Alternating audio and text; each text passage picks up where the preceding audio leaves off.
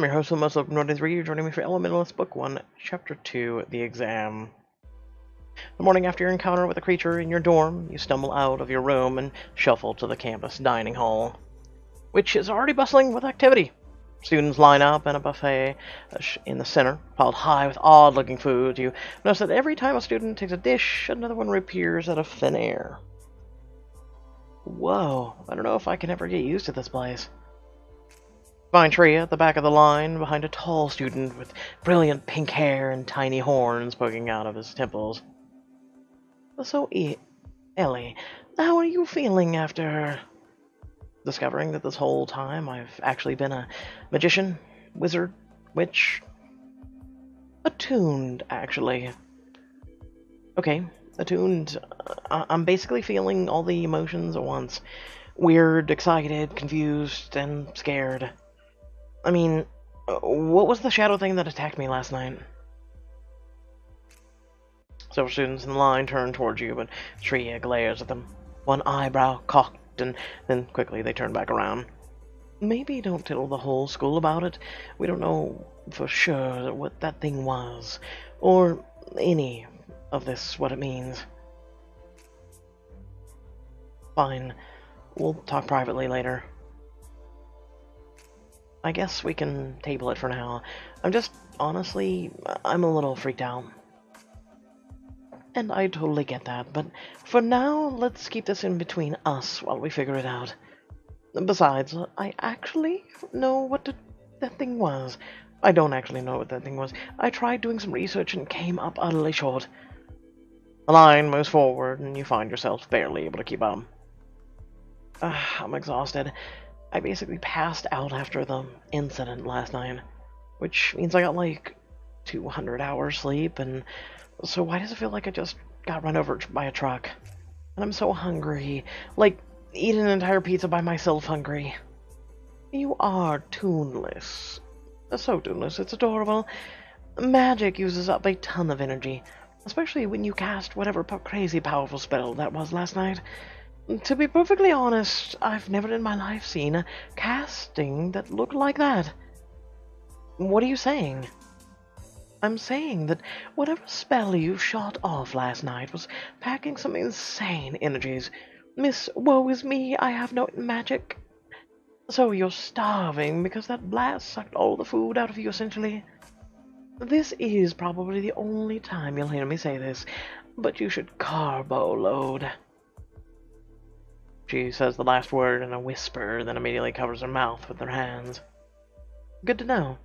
Thanks, Shreya. Reach the front of the line, and Shreya gestures across the table piled high with crystalline fruits, egg tart shaped like cats and toads, and even a whole roasted pig. Behold, the miracle of magic breakfast covers the entire food pyramid and everything in between. In front of you rests a giant bowl of yellowish alphabet cereal, the letters shifting randomly in a pool of glittering green tilted liquid. Prophecy O's. They're more like fortune cookies, fortunes, than actual prophecies, but they're still a lot of fun. Next to that is a tray of blue sunny-side-up eggs with what looks like an eye in each yolk. Yoruba eggs, they're my favorite. They scream when you eat them, but you get over it once you taste the rich, gooey deliciousness. And on the other side, a tray piled high of bright red sausage links, charred with a golden sear. Dragon links. Sausages cooked over dragon flame. Be careful, they'll be very spicy. Wow, it all looks so interesting. Dragon links. Surviving on air alone. Prophecy O's. Yoruba eggs.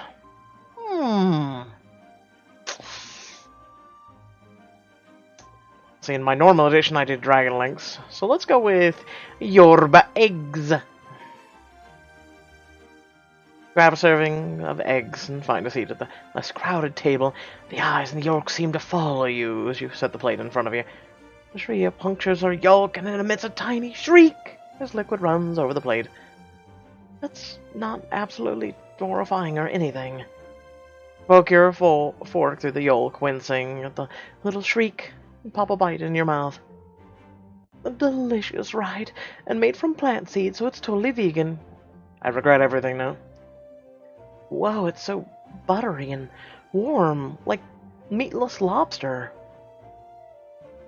As the two of you finish off your breakfast, Seth slides in a seat across from you. Ellie, so we meet again. You look like you're settling in well. I'm trying my best. He turns to Shreya with an unabashed grin. You must be one of the infamous mystery sisters.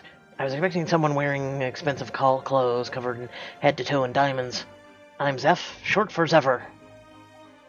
Nice to meet you, and sorry to disappoint. I left my diamond-encrusted onesie at home. Glance around, making sure that no one else is within earshot. Okay, so there's no one else around. So about the tag. Ellie, do you really think we should be talking about this here? She jerks her head blatantly in Zeph's direction. He rolls his eyes. I can go if you want. He gives Zeph a once-over, trying to gauge if you can trust him or not. Listen, I know we don't know each other that well, but I'm great at keeping secrets. He might have some insight that could help us, Shreya. The more heads, the better, right? Still, I'd feel more comfortable if we discussed this away from prying ears. Why don't we go back up to my room, then? The exam's not supposed to start for, like, an hour anyway. You all head back to your room, where you can talk more in private. You lead your friends into your room, pause at the threshold, still overwhelmed that this is your dorm. I like that pretty pink globe with looks like a diffuser stuff coming out of it. I don't know if I'll ever get over how cool this place is. I guess it's not too shabby, though the closet space is abysmal. You can always use the desk for extra storage. What else would you use it for? Runs his hand across the worn wooden desk on the other side of the room. Studying? Please, it's 2018. You're telling me you don't study in your bed? Take a closer look at the desk, at the empty drawers and cubbies.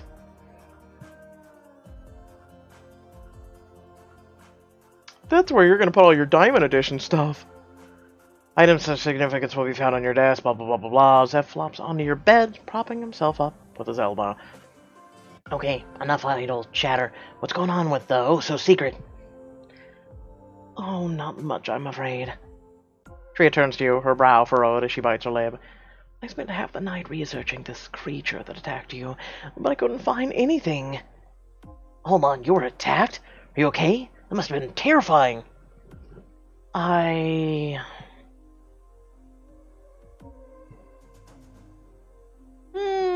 definitely handled it pretty well. All things considered, I kept my cool. Even though that thing was super weird looking, like a small, angry ball of smoke. Sounds like a follower. They're basically harmless little wisps of smoke sent to terrorize people as a prank. Actually, She stops herself, biting her lip. Never mind, you're probably right. I don't suppose you've made any enemies in the last, 24 hours or so, Ellie? You think about the tall, pale student you ran into yesterday, the one who looked at you with intense displeasure, even though you've done nothing to him. That Beckett guy. Just one. Well, there you have it. That's probably your prankster. But, since that case is closed for now, on to a more important topic. Our first day! Yeah, do I need an owl or a wand or something? I feel under-equipped. I'm so embarrassed to be near you right now. You don't need anything. Today you're going to take your attunement placement test, and you'll get to go to your first class. I personally can't wait to learn some transmutation spells. Ellie, why don't you get dressed so we can head down now? I am dressed? Nope. No, absolutely not. I've held my tongue for far too long, as long as I can, but I can't let you make a fool of yourself any longer. Your outfit is fine, I suppose, but for the attuneless world, but you're at Penderghast now. You must allow me to style you at your first day, your societal debut, if you want to get technical. I saw the perfect outfit and Mason to you yesterday in its traditional black. It was the signature attuned color back in the day. You'll definitely make quite the splash in this. Wow. Painted black. I wear my sunglasses at night so I can channel the night in all this black outfit that is sure to inspire fashion envy. Yes, I'm glad you value the importance of a first impression, especially because I already bought the item. You can pay me back later. Uh-huh. She reaches into her clutch and stuffs an armful of clothes and accessories into your hands. She and Zeph turn their backs to you while you awkwardly change behind the closet door. Well? Black is definitely your color. As I knew it would be. You're going to be the second most stylish freshman at Penderghast, after myself, of course. Suddenly you hear a voice in your ears, clear as day. Freshmen, attention please! We're ready to start the attunement placement tests. Come down to the foyer to be assigned your examiner. Did you guys hear that? Just a little school-wide announcement. No reason to fret. Yes. I'm so pumped for this. Come on, let's get going. Zeph heads out into the common room. You move to follow, but Shreya puts a hand on your shoulder. Look, Ellie, I know you're worried about whatever that thing was that attacked you, so I'll tell you. I don't think it was a follower. I did a ton of research last night, but, like, seriously, more than I do for class, and that was one of my potential options. But in the end, I had to rule it out. It didn't fit what we saw last night. So that means whatever attacked you is something obscure. Something that's not easy to find. Hey, are you guys coming or what? Seth calls to you from the other room. Shreya pats you on the shoulder. Don't worry, we'll figure it out. Whatever it is. As you head down to the foyer, you see Dean Jolfie standing on the steps overseeing the students below with a cold stare. Does she ever smile? You'd think she hates her job or something. Her job is keeping a bunch of post-adolescent Magick users, alive. I am one, and I still don't want that job. You look for your name on the papers tacked onto the wall, and see that your placement exam will take place in the greenhouse on the lawn. You got condos too? Nice. And mine's right next to yours. Walk over together? Sure, I'd like that. I, however, have to trudge all the way across campus to the clock tower for mine. I'll catch up to you later, Ellie, Zephyr. Shreya walks off, and you and Zeph head towards the door. On your way out, you pass Griffin standing with a classmate in the hall and wave hello. Good luck, freshman. I should say, you can be my lucky charm. I'll just wear you around all day like this. You take his hand and swing his arm over your shoulder. You nestle into his side with a grin, and he grins back, giving your shoulder a squeeze. Being your lucky charm doesn't sound like a bad gig. But unfortunately, I got my own classes and stuff to worry about. He gives your shoulder another comforting squeeze before he lets you go. You'll be fine, Ellie. I know it. Loving the outfit, by the way. You look like you're already fitting in. Gotta walk the walk, right? You grin at him and walk out the front doors with your head held high. Hey, about earlier. Sorry if it felt like I was prying. Don't worry about it. Shreya was just being cautious, but I know I can trust you, and I think she knows now, too. Still, I wish I could have been more help. It seems like you're going through a lot. You could say that, but I've got you and the famous Shreya mystery in my corner, so I think I'll be alright. Shreya's something else, isn't she? Sharp as a knife, great sense of humor, stellar fashion sense. She's my kind of person. Oh, your kind of person, huh? Sounds like someone's got a crush. Zeph laughs, patting a hand. No, it's not like that. I'm, Arrow Ace, actually. As in, you're aromatic and asexual? You got it.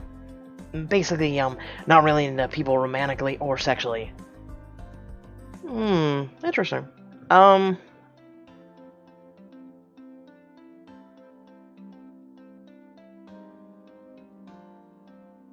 Huh.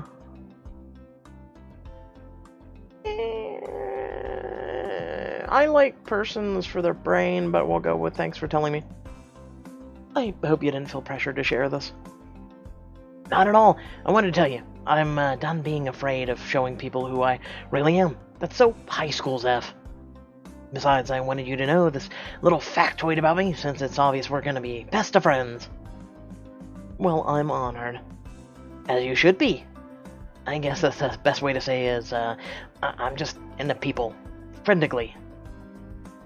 As you cross the lawn, Zeph waves to a couple of people sitting on the edge of the lake. He high-fives another guy as he walks by. Okay, it's like day 2. How do you know so many people?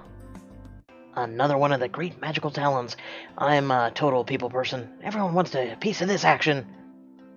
It must be your otherworldly charm and man of mystery vibe.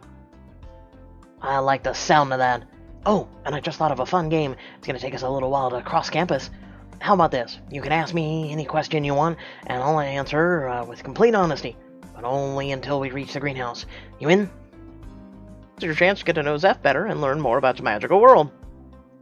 Zeph? I'm in. Tell me everything. Okay, let's do this. I'm an open book. Hit me with your best shot. Hit me with your best shot! I hope you're ready, because I've got a real zinger. What's your favorite magical activity, favorite spell, reason for coming to Penderghast? Ooh. Magical activity. That's a tough one. Honestly, I know it's not exactly the coolest thing, but I really love watching the night fairies from May's Gap in the solstice. Fairies? They're pretty reclusive, but every year at midnight of the winter solstice, they come out of to pollinate the nightshade that grows in the gate. I like watching the purple glow from the mountaintop and trying to make out shapes of the massive swarm. Oh, it's cool. I get it, like cloud watching. How did you find this Maeve's Gap place, anyway? We went there on a family vacation a couple of times. My grandma's pretty tight with her wallet, but she always saves up to take my sister and me on vacation every couple of years. She says it's important for young people to see what they can of the world while their knees still work. I agree with that. Seth chuckles to himself. Anyway, anyone who appreciates the importance of a regular vacation schedule is a true hero. Your grandma sounds awesome. That's an understatement. She's incredible. She basically raised me and Ziamara when we were little.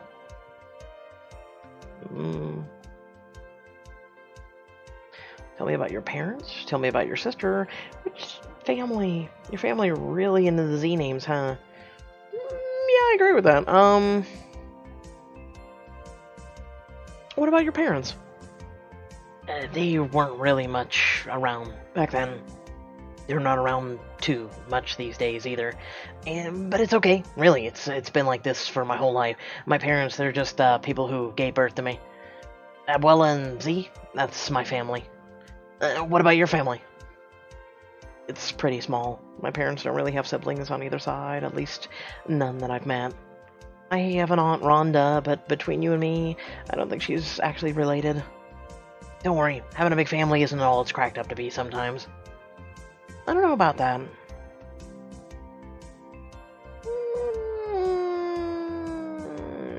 I once liked being an only child, but I also wanted a sibling. I regret the sibling now. I'm gonna go with I'm glad to be an only child.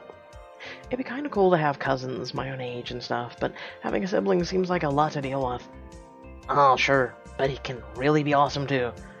My sister may be younger, but we talk all the time. It's nice to have someone you can always rely on who knows exactly what you're going through.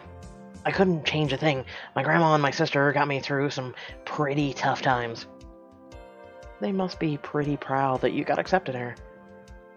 You bet. My grandma has always had these grand ideas for my life, you know? She wants me to become a tide specialist like my grandpa. Like ocean tides? You know, My grandpa was a real hero. Once he saved a whole coastal village from extinction. I don't want to disappoint my grandma, but I don't think I can ever be as good enough attuned to do something like that. Zeph. Of course you will. Isn't that what school is for? You'll find something else you're good at. Of course you will. If that's something you really want to do, I have no doubt in my mind that you'll get there. Yeah, I guess you're right. For now, I'm just glad to be here, figuring it all out. You look up and realize that the greenhouse is right in front of you. Looks like it's your time is up. I only wish I had more time to ask you some things. You seem like you've got a lot of good secrets. Trust me, I'm a completely open book. Seriously, even the idea of keeping a secret gets me a stomachache. Yeah, okay, then I have a question for you. Lay it on me. Why did you come through the lake yesterday, instead of using the mirror room like everyone else, I mean? Zeph, if I tell you something, you can't tell anyone, okay? Yeah, of course. You're kind of worrying me a little, Ellie. Take a deep breath, then tell him everything.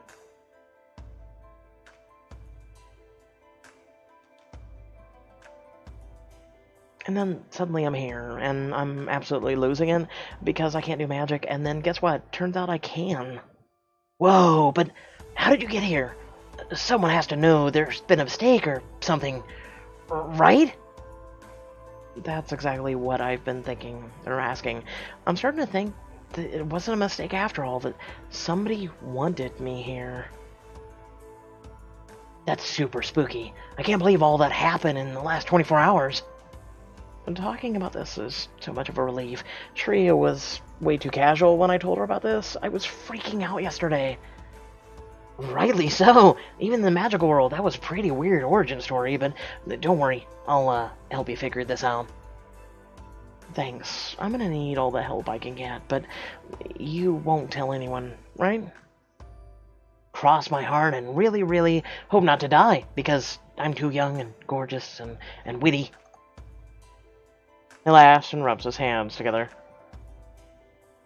Now, if you'll excuse me, I'm gonna go get told that I'm a water rat. Yeah, good luck, bro. Short while later, the greenhouse doors open, and Seth steps out with a grin. Well, surprise, surprise, I pass with flying colors, by which I mean I'm a water attuned.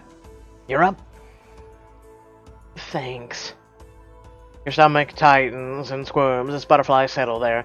You take a deep breath and step through the door.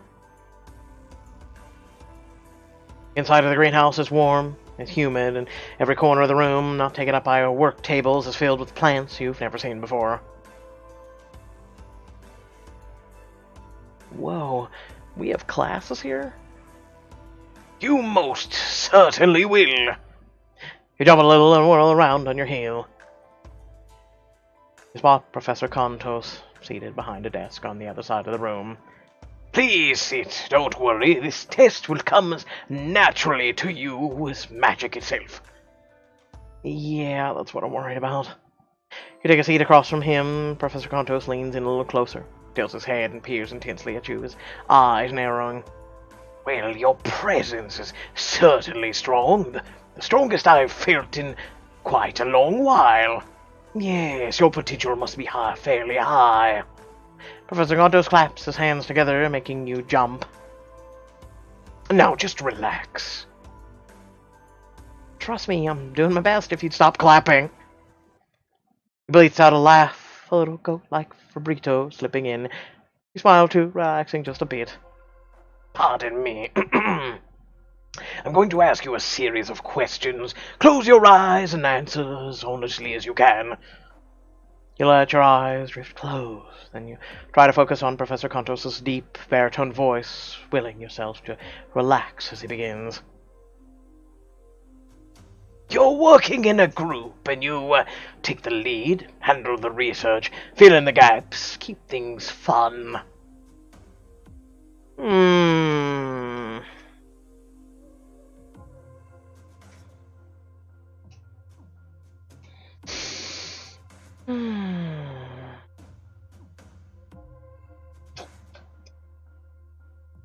It's tough, isn't it?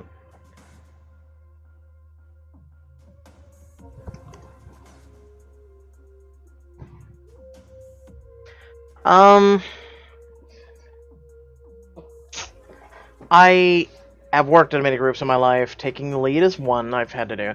Handle the research is another. Fill in the gaps is another. And keep things fun. I've done all four. What do I prefer, though?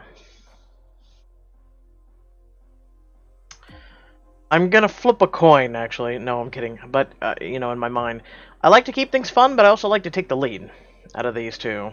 I also like to handle the research, too. Fill in the gaps, not so much, at least. I'm gonna go with...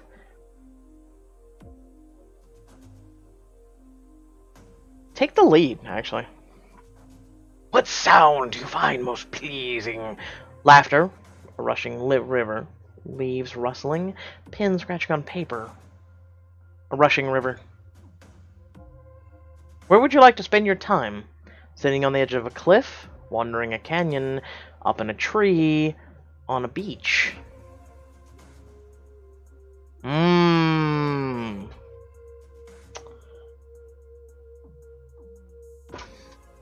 I would like to say wandering the forest, but I like both of these perspectives because it's up in a tree or up on a cliff, and this one's on the ground and then on the ground. I'm gonna go with wandering. If you could live anywhere, where would you live? In the cavernous mountains with giants, in a coral city with merfolk, deep in the forest with nymphs, out in the desert among the Dijin, in the city with vampires. I would love, actually, vampire. You're fighting a swarm of pixies. What's your strategy? Rush in and take them head on, analyze them, and find a weakness. Team up with my friends. Ha! I have none. Get in front to protect people.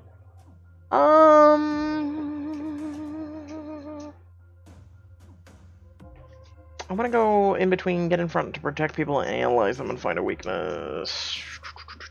Find a weakness. Would you like to live forever? Absolutely. Think of all that could be learned.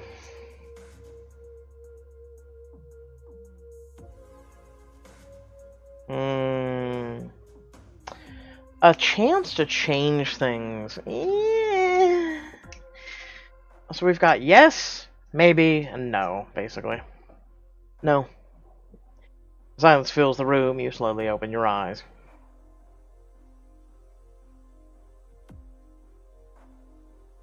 The room has filled with a bright, white light that is slowly starting to dim as you get your bearings. Professor Contos rests his chin on steepled fingers and stares off past your head thoughtfully. This is quite interesting. Very interesting indeed. But if this is the case... Sir? Yes, I was just, need a moment to, Stands abruptly and turns to dig through the shelves behind him. He flips through the books, rummages through the drawer, sniffs a potion. Aha! It was that sniff that did it. Is something wrong? No, certainly not. Just a bit unusual. Give me a second to check something. He finds a squat golden book at the back of a shelf and slams it open, running his finger along the page. When he whirls back around, his eyes are gleaming, and he has a wide grin. I have a suspicion about you, Ellie, but I'll need one last test to be sure. Is that all right? I guess so. Zagantos reaches into a desk drawer, pulls out a short metal cylinder, puts it in your hands. Stand, please. Sure. Get to your feet awkwardly. The cylinder is surprisingly warm and seems to almost vibrate in your hand. Let me guess, I'm gonna be a metal at with sun powers. Now, when you're ready, take a deep breath. Clench your fists with as much force as you can muster. He steeples his fingers against again as he peers across the desk. Close your eyes and squeeze, muscles straining. Your eyes snap open as the metal cylinder begins to groan and twist in your hand. Whoa! The metal begins to break down, melting across your hand and spread up to your arm, racing towards your chest. Professor? Just relax. You try to take even breaths as the metal encases you. To your surprise, it feels comfortable, like wearing a perfectly fitted suit. As expected. After a moment or two, the effect begins to fade, the metal stripping itself from your skin until it reshapes into a metal cylinder once more. Perfect! Marvelous, actually! Absolutely astounding! You sit back down, suddenly drained, your mind reeling from what just happened. What was all that about? It's just, well, you have no idea, do you? No idea? About what? Please, sir, you're starting to freak me out a bit. Professor Contos falls back into his chair and looks at you with wonder in his eyes. You, my dear girl, are sun-attuned. And that's good? His bleeding laugh emerges again. Yes, very good. And that's not all. You also are attuned to metal. Full Metal Alchemist. Dun, dun, dun. It's truly astounding. Your potential is so high that it's difficult to get a clear reading. What do you mean, my potential? He gestures to a poster on the wall behind him, a diagram of teacups of various sizes. Imagine that inside of you is a teacup, and imagine the tea inside is magic. Some have a small teacup, less capacity is the official term, while those with larger capacity have a bigger cup, like this one here. He gestures to another cup on the graph. This one more like a coffee mug than a teacup. Some choices will affect your relationship with the teachers and staff, and pressure your teachers to gain reputation as a great student and unlock exclusive moments later in the story. I have a pretty big teacup. Something like that. By my estimation, your teacup looks something closer to this. Walks to the sink and back, slamming down an ale tankard on the desk that looks like it might have been there made for a small giant. So I have a ton of potential and 2 attunements. What does this mean? It means, Miss Jones, that you might be one of the most powerful attuned persons to ever grace these halls. Huh. Well, isn't that special? Without further ado, hope y'all did enjoy. As you can clearly tell, I've given Griffin a new voice. I just want to try something out, you know, see if anyone's got some complaints, because they shouldn't, because it's my voice. I've literally just given him my voice, instead of the one that I considered respectful, because it was a little shy of what a friend of mine's had. So yeah. Without further ado, here's the outro, and I'll catch you all later.